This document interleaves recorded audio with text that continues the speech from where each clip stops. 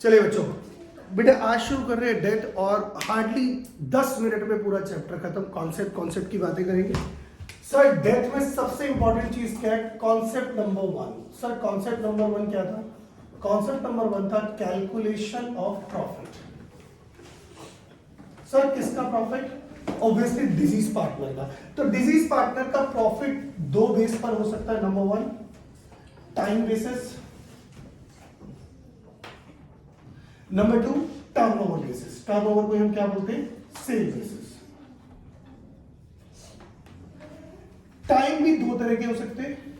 Time हो सकता है प्रीवियस ईयर, करंट ईयर, जिसे हम लास्ट ईयर, प्रीवियस ईयर बोल सकते हैं, लास्ट ईयर बोल सकते हैं, या फिर average profit. Average profit. Sir जो पार्टनर इस दुनिया से, इस धरती से जा रहा है, बिजनेस छोड़कर जा रहा है, सर उसको जो प्रॉफिट दे रहा है वो प्रीवियस ईयर के प्रॉफिट के बेस पर दे रहा है। तो जो प्रीवियस ईयर का प्रॉफिट अर्न किया होगा वो पिछले साल पूरे 12 महीने में अर्न किया होगा, तो previous year profit divided by, अगर डिजीज पार्टनर जो है वो मंथ में मर रहा है, आई मीन टोटल मंथ्स में आ रहे हैं, डेज में आ रहे हैं, तो डिवाइड बाय 365, और वीक आ रहे हैं तो 52। अगर ये प्रॉफिट एक महीने का है तो जो पार्टनर मरा उसका पीरियड ऑफ अलाइव कितना था, वो कितने महीने तक अलाइव था। अगर ये पूरे साल का है तो एक दिन का, एक महीने का कितना होगा, और वो कितने दिन अलाइव था कितना होगा, इनटू शेयर। तो सर ये क्या निकल जाएगा? ये डिजीज पार्टनर का शेयर ऑफ प्रॉफिट निकल जाएगा। Disease partners share of profit. Sir अगर मान लेते हैं एवरेज प्रॉफिट के बेस पर अगर हमें देना है, एवरेज प्रॉफिट के बेस पे तो कैसे देंगे भाई? एवरेज का क्या मतलब होता है? एवरेज का मतलब भी 1 ईयर प्रॉफिट होता है। अगर 5-10 सालों के आपको प्रॉफिट दिए होंगे तो अगर उसको डिवाइड प्लस करके डिवाइड बाय नंबर्स करोगे तो भी एक साल का प्रॉफिट आएगा। तो average profit also for 1 year profit. तो यहां पर क्या ले लोगे? Average profit. अगर ये प्रॉफिट 12 महीने का तो एक महीने का कितना होगा, और पीरियड ऑफ अलाइव। मैं पीरियड ऑफ अलाइव का मतलब है, फॉर सपोज ये 1 ईयर है, 1 अप्रैल टू 31 मार्च। एक पार्टनर 30 जून को स्वर्गवासी हो गया, तो उसका पीरियड ऑफ अलाइव क्या हुआ? पीरियड ऑफ अलाइव हुआ अप्रैल, मई एंड जून, 3 मंथ्स। तो मैं यहां बात कर रहा हूं 3 महीने का प्रॉफिट कितना होगा। अगर डिवाइड बाय 12 करूंगा तो 1 मंथ प्रॉफिट, इंटू 3 करूंगा तो 3 मंथ्स प्रॉफिट, इंटू में उस पार्टनर का शेयर। किसका शेयर? जो पार्टनर मर गया। तो ये भी क्या निकल जाएगा? डिजीज पार्टनर का share of profit. Sir turnover basis पर क्या होगा? टर्नओवर बेसिस पर आपको लास्ट ईयर का प्रॉफिट और लास्ट ईयर की सेल दी होगी। आपने जो प्रीवियस ईयर का प्रॉफिट कमाया वो प्रीवियस ईयर की सेल पर कमाया। अगर इतनी सेल पर इतना प्रॉफिट कमाते हैं तो जो करंट ईयर में जो सेल करी उस पर कितना कमाएंगे?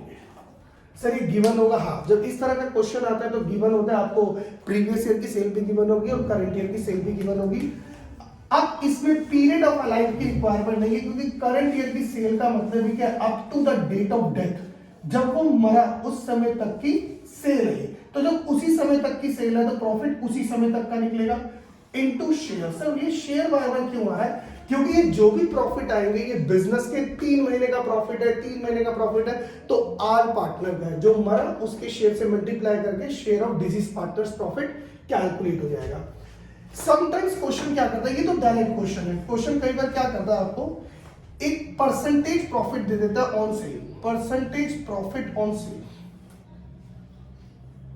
तो बच्चे बड़े कंफ्यूज हो जाते हैं, सर ये दिया हुआ, ये तो क्लियर सी डायरेक्शन है कि अगर आपको सेल गिवन है और एक प्रॉफिट का परसेंटेज गिवन है, तो अगर हम डायरेक्ट निकाल लेंगे तो ये क्या आ जाएगा? प्रॉफिट की परसेंटेज आ जाएगी। आई होप ये क्लियर हो गया होगा। अच्छी बात ये है बेटे, इस चैप्टर के अंदर वैसे जर्नल एंट्री आने के चांसेस बहुत हाई होते हैं, फिर भी मैं आपको एक बार डिजीज पार्टनर का कैपिटल अकाउंट बनाना सिखा देता हूं। बहुत आसान है, डिजीज पार्टनर्स कैपिटल अकाउंट, और फिर इसकी जर्नल एंट्री भी सिखा देंगे, किस तरह से आप इसकी जर्नल एंट्री को याद कर सकते हो। आपने ऑलरेडी प्रीवियस चैप्टर से पढ़ा है, कैपिटल बढ़ती है तो क्रेडिट होती है और घटती है तो डेबिट होती है। सर जो पार्टनर मर गया उसकी कैपिटल कैसे बढ़ सकती है और कैसे घट सकती है, या मैं ये कहूं फर्म ने जितने पैसे देने हैं वो क्रेडिट, और फर्म ने उस पार्टनर से कितने पैसे लेने हैं डेबिट। सर बिजनेस ने क्या क्या पे करना है? बिजनेस ने पे करना है जो कैपिटल उसने इन्वेस्ट की हुई है वो पे करना है, by balance brought down. Business ने जो भी undistributed profit like general reserve वो पे करना है। क्या जनरल रिजर्व सारा पे करना है? नो सर, शेयर, उसका शेयर।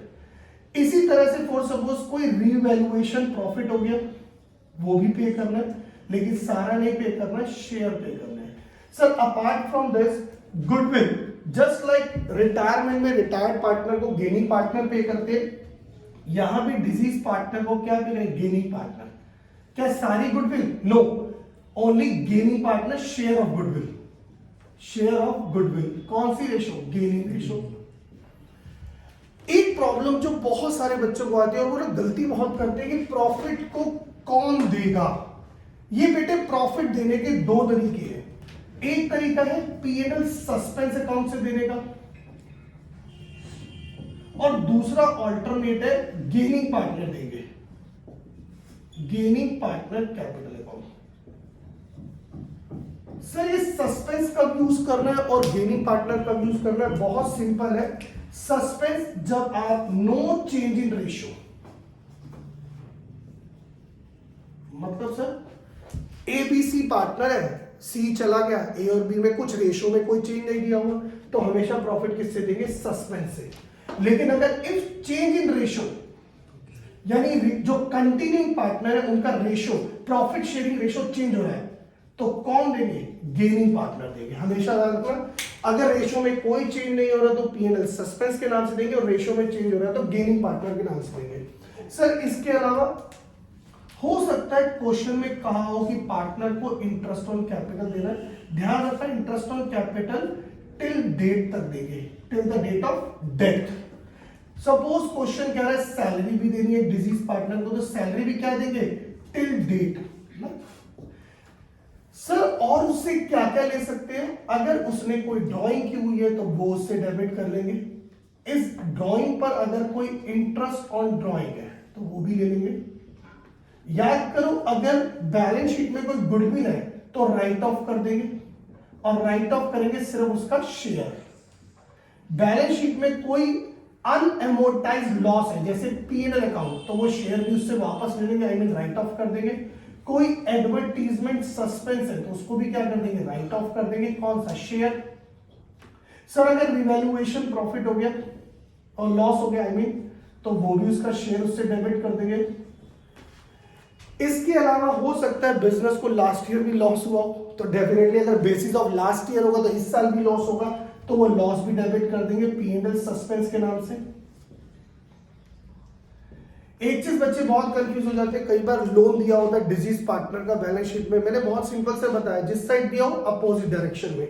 सपोज लायबिलिटी में दिया हुआ है तो आप डिजीज पार्टनर का लोन लिखेंगे क्रेडिट साइड में, और अगर एसेट में दिया हुआ है तो डेबिट में लिखेंगे, राइट।